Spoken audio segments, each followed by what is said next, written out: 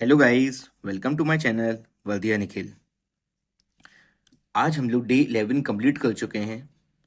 अब हम लोग डे 12 का देखेंगे क्या क्या सिलेबस हम लोगों को कंप्लीट करना है आज के दिन में। अब डे 11 में हो सकता है बहुत लोगों का पूरा काम कंप्लीट नहीं हो पाया होगा। अगर आपने 70 से 80% भी कंप्लीट किया है तो वो भी मोर देन इनफ है। और जो बचा कुचा है, जब रिवीजन हम लोग वापस आएंगे सेकेंड राउंड में, उस समय वापस हम लोग जो रेस्ट बचे हुए क्वेश्चंस हैं आपके, वो सब चीज़ें हम लोग बाद में भी कर सकते हैं। ओके, तो फिर आज का देखते हैं डे 12 के लिए क्या है। डे 12 में हम लोगों को बुक्स एंड ऑथर करना है। ठीक है, बुक्स एंड ऑथर कहाँ से करेंगे? आपको ज़्यादातर मैक्सिमम चीज़ें जो अपना बेस है वो रखना है ल्यूसेंट को। तो हम लोग बुक्स एंड ऑथर कहाँ से करेंगे? ल्यूसेंट से करेंगे। उसके बाद हम लोगों को यूट्यूब से कोई भी अच्छी सी वीडियो उठानी है, जो वो वीडियो जो 1 से 1.5 घंटे का वीडियो, ज़्यादा लॉन्ग वीडियो ना हो, शॉर्ट वीडियो हो। वहाँ से यूट्यूब से कुछ बहुत बुक्स एंड ऑथर देखना है, आराम से देखना है, एंजॉय होकर देखना है। अगर आपको कुछ डिफरेंट मिलते हैं जो मैंने नहीं पढ़े हैं ल्यूसेंट में, तो हम लोगों को एक A4 साइज के जो पेपर है उसमें लिख लेना है, जो एक्स्ट्रा वाले हैं, एक्स्ट्रा वाले लिख के, और ल्यूसेंट की जो बुक है वहाँ पे रख लेना है, उन पेजेस के बीच में जहाँ पे बुक्स एंड ऑथर लिखा हुआ है। ठीक है, बस इतना ही करना है। उसके बाद एसएससी के जाके सीधे प्रीवियस ईयर लगाने हैं। पहले पी स्टार्ट कैसे करने होंगे प्रीवियस ईयर? पहले जो है 23 के, 22 के, मतलब हम लोग को पीछे से स्टार्ट, आगे से स्टार्ट करने हैं। 23, 24 पीछे चलना है, 22, 21, 20, 19 इस टाइप से पीछे चलना है। ठीक है, तो हम लोग को ये उसमें लगभग 500 प्लस के आसपास क्वेश्चंस होंगे प्रीवियस ईयर में। ये सारे ही क्वेश्चंस लगाने हैं, बहुत सारे क्वेश्चन रिपीटेड्स भी होंगे। अगर आप इतना करते हैं तो मोर देन इनफ है। फिर उसके बाद आपको मल्टीपल रिविजन्स करने हैं। पहले क्या है हम लोगों का कि एटलीस्ट एक बार रिलीज खत्म करते हैं। अब जैसे स्टैटिक जीके है, प्लान तो था कि जल्दी से जल्दी खत्म करना है, लेकिन नहीं, चीज़ें समझ में भी आनी चाहिए। तो तब भी डे 12 तो हो गया। डे 12 में हम लोग अगर स्टैटिक जीके कंप्लीट कर रहे हैं 12 दिनों में, तो बहुत बड़ी चीज़ है। अभी कुछ बहुत टॉपिक बाकी हैं, वो भी हो जाएंगे इसी मंथ अप्रैल में ही, जहाँ तक कंप्लीट हो जाएंगी स्टैटिक जीके। फिर मई से हम लोगों को 1 मई से हम लोगों को मैथ भी स्टार्ट करनी है, तो 1 मई से हम लोग मैथ भी स्टार्ट कर देंगे। ओके, अब केमिस्ट्री में हम लोगों को पढ़ना है केमिकल बॉन्डिंग। केमिकल बॉन्डिंग इसको हम लोग पढ़ेंगे ल्यूसेंट से। ल्यूसेंट में 1.5 पेज होगा, 1 या 1.5 पेज का होगा।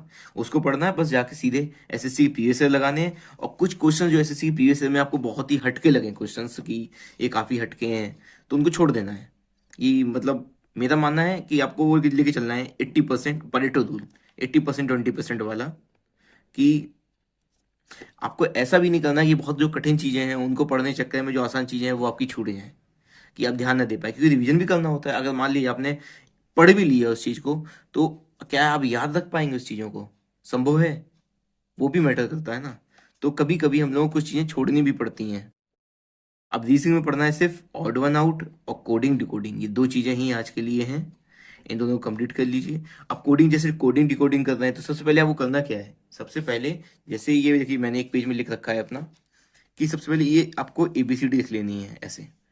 ठीक है, स्टेप 1 2 3 4 13, और यहाँ से फिर उल्टा लिखना है, क्योंकि ये रिवर्स है इसका। 9 का 18, 8 का H का S, G का T, ये रिवर्स है, तो आपको ये भी याद हो जाएंगे समय के साथ। और ये लिख लेना है इजोटी। ठीक है, और यहाँ पे 5 10 15 20 25, और ये लिख लेना है CFILORUX। तो ये 3 6 9 12 15 18 21, ये आपको याद हो जाएगा धीमे धीमे।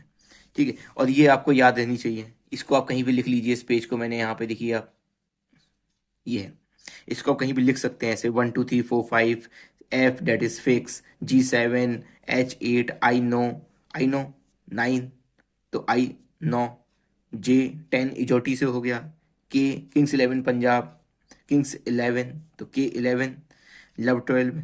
ठीक है, तो L12, मैं तेरा हूँ, मैं तेरा हीरो, तो M13। ठीक है, इस टाइप से मतलब ये है।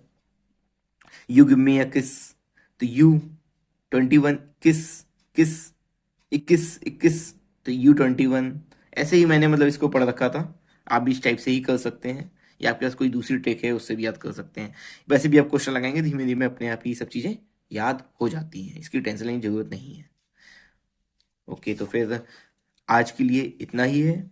और अभी मैं थोड़ा प्लान कर रहा हूँ कि मैथ्स स्टार्ट करने से पहले एटलीस्ट हम लोगों को थोड़ा आइडिया हो कि क्वेश्चंस कैसे आते हैं प्रीवियस ईयर के।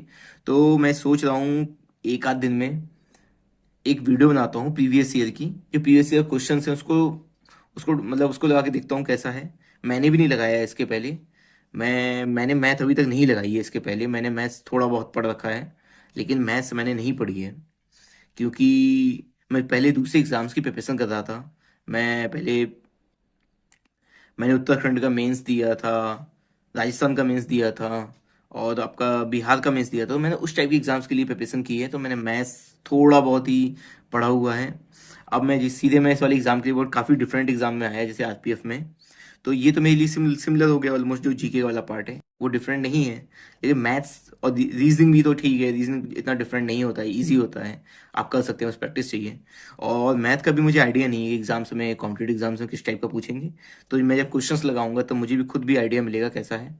तो उस टाइप से ही प्रिपरेशन करनी होगी फिर। मतलब ज़्यादा भी नहीं पढ़ना है एग्जाम के लिए, और कम भी नहीं पढ़ना है। इतना पढ़ना है कि बस एग्जाम में हो जाए। हम लोगों को ज्ञानी नहीं बनना है, एग्जाम निकालना है। ओके, तो बस आज के लिए इतना ही है।